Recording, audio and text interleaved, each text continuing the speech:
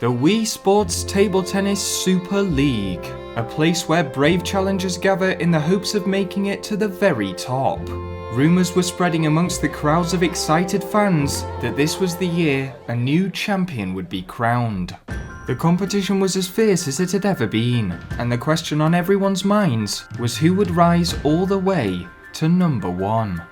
Would it be Daisuke the Tenacious, or Untouchable George, or perhaps Lucia the Unvanquishable? The people were in such a stir that nobody thought to pay attention to the unassuming newcomer, whose family name had long since become nothing but obscure table tennis folklore. No, as usual, Beanus went unnoticed by almost everyone.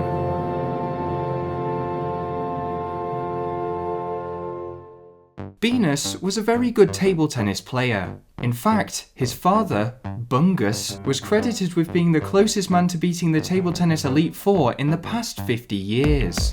Having been trained from a young age, Beanus was supposed to succeed where his father had fallen painfully short. However, after joining the Stoke-on-Trent Steamers Baseball Team 4 years ago, him and his father hadn't seen or spoken to each other even once. Regardless of this, Beanus wasn't fazed. For having come straight off the back of his team's victory in the Wii Sports Baseball World Cup, he was filled with determination and belief. Today he would climb the rankings all the way to the very summit. And then, maybe then, he would be able to reach his father again. With the tournament's opening ceremony drawing near, Beanus made his way through Wuhu Town to the Wuhu Island Table Tennis Resort. And just as he arrived, the announcer began to speak. Ladies and gentlewomen, ping pongers and pong pingers, welcome one and all to the annual Wii Sports Table Tennis Super League. Today we have a smorgasbord of talented challengers just raring to go. And with this in mind, allow me to explain how this thing works. Our contestants today will all be starting from the rank at which they left off last year. Newcomers, or those who missed last year, will start from 0. Hahaha, that's right, Lucia. Even you unvanquishable, woman. The contestants will then be pitted against each other. Those who win will gain a certain number of rank points, depending on the match's outcome. Those who lose will drop points. Upon reaching 700 rank points, participants will be allowed to challenge the Elite Four, the current 4 most fearsome players in the table tennis world. Nobody has beaten the Elite Four in 53 years. So I ask you, audience, what will happen this time? I guess we'll just have to find out, won't we? So without further ado, let the Super League begin! The crowd erupted into raucous applause, and before he knew it, Beanus was being swept away to play his opening match. Unfortunately, his first opponent couldn't have been a worse draw. It was this year's Japanese regional champion, Tomoko.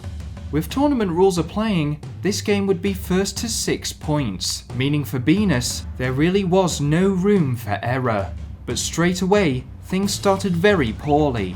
Beanus served, and Tomoko immediately returned with a silver carrot. I should explain, in Wii Sports Table Tennis, a silver carrot is where the ball is returned onto the edge of the table, causing it to rebound at a wild angle. A golden carrot is when this is achieved directly after performing a diving roll, and a platinum carrot is something that the human brain can't even comprehend. If Tomoko was pulling out tricks like this in the first rally, then Beanus would have to really step up his game.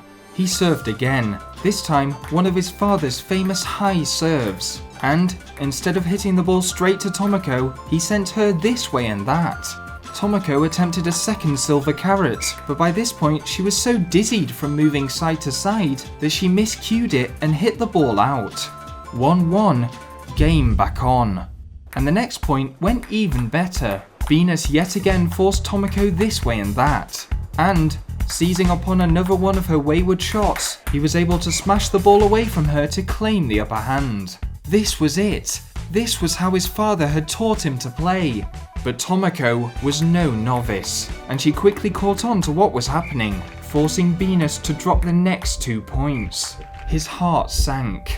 If things continued this way, losing a point here, winning a point there, losing again, then he would never be able to get to the top of the rankings. And then, in the midst of his frustration, a voice called out to him from the crowd. "Hey Beanus!" It was Scalene, one of his teammates from the Stoke-on-Trent Steamers Baseball Team. "I came to watch you play, but it looks like you're getting a bit frustrated. Whenever I get frustrated, I just hit things really hard and smash things to pieces. So why not just try smashing the ball?" Scalene's advice seemed unreliable, but it was worth a shot. Anything to change the pattern of this game. And so, the next point, Beanus forced Tomoko down the left side, and when she returned it, he was set up perfectly for a huge smash. Bang! The ping pong ball was hit so hard, it nearly collided with an inflatable ring in the background.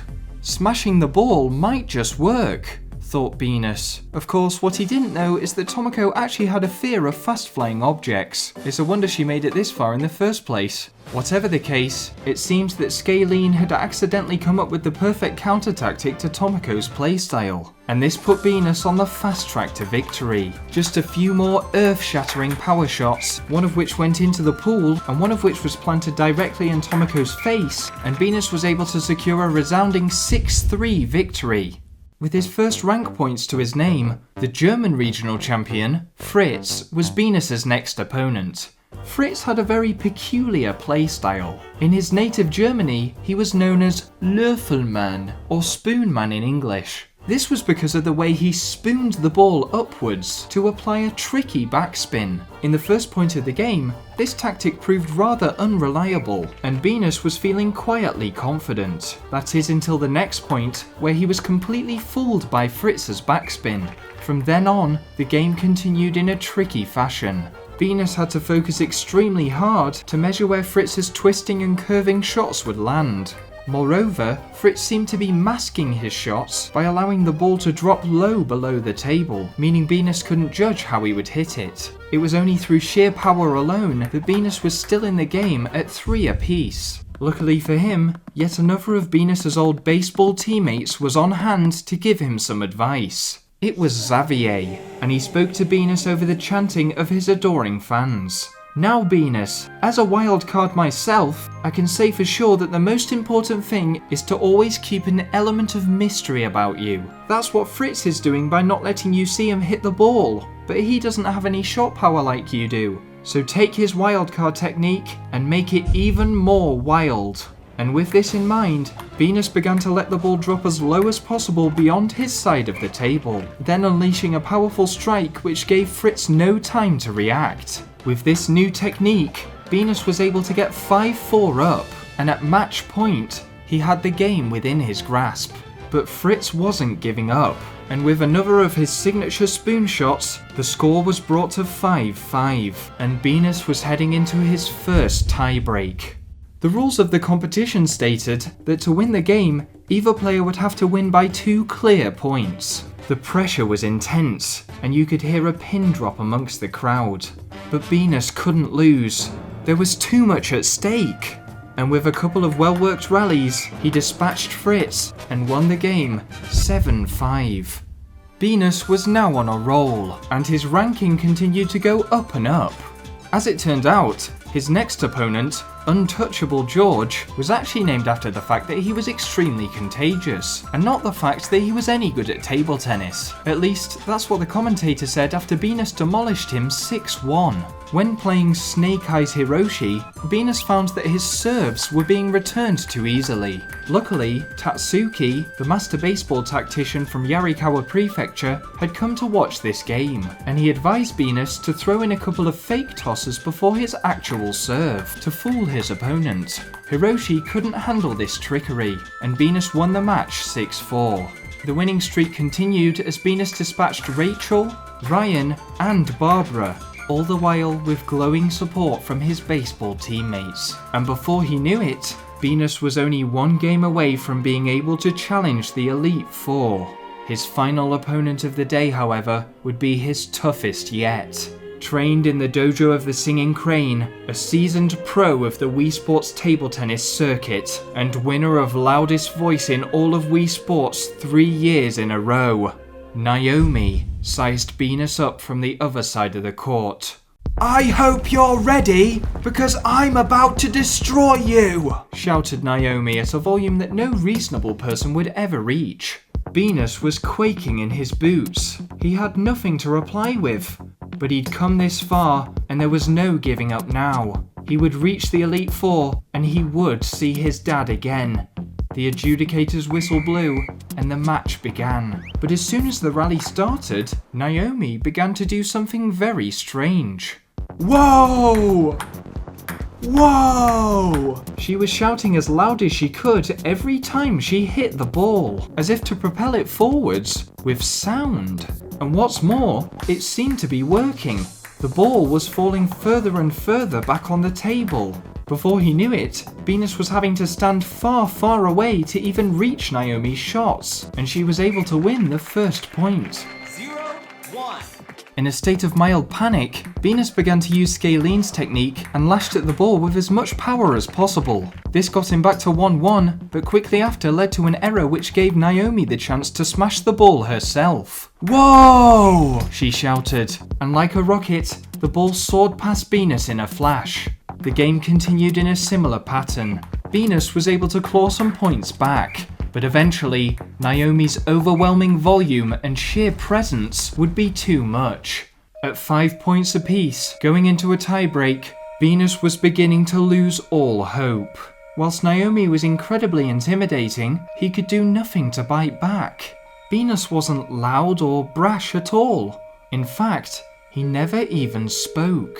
People were constantly overlooking him. Indeed, he was sure that in the Wii Baseball World Cup, the commentator barely even mentioned him up until the final. What was he to do? "Beanus, don't worry!" It was Engine Room. "You don't have to match her in terms of volume or anything else. You don't have to play the game her way." "Yeah, Beanus," said Pipe. "We like you whatever way you are. Loud, quiet, completely silent. It's up to you how you do things. Also, if you divide the volume of Naomi's shout by the deceleration of the ball at its apex, you can work out the angle of incidence to return it," said Mind Brain, which wasn't particularly helpful, but Beanus appreciated the sentiment. "Remember, Beanus," said Wrinkles, "it is sometimes those with the smallest voice that make the biggest impact." Beanus looked at his friends with great admiration. Here he was, silent, trembling, and yet they accepted him wholeheartedly. More than that, they believed in him, so much so that he was beginning to believe in himself again. With one big whoa, Naomi served, and the rally began at a ferocious pace. Naomi pulled off a silver carrot, but Beanus returned the ball brilliantly, and Naomi was so flustered she forgot to say whoa, and a window of opportunity opened for Beanus to smash the ball and win the point. One more to go, but Beanus had now hit his stride, and Naomi could do nothing to stop the inevitable. The Stoke-on-Trent Steamers jumped for joy. 7-5, game over. Beanus would be challenging the Elite Four tomorrow. Morning broke over Wuhu Island. This was the big day. Beanus lined up amongst this year's strongest contestants, and having reached 700 points individually, all of them would be challenging the 4 best table tennis players in the world. Beanus? Beanus turned, and what he saw shocked him. Just a little further down the line from where he stood was Lucia, his baseball team's biggest rival and captain of the infamous Lucia's baseball team. "Beanus, what are you doing here?" But before he could answer, not that he would have anyway, the adjudicator called out his name. "Contestant number 69, Beanus. You will now be up against the first of our Elite Four. Follow me!" And within moments, Beanus was face to face with possibly the toughest table tennis player he'd ever seen. Daisuke, the Dangerous. The real challenge began here.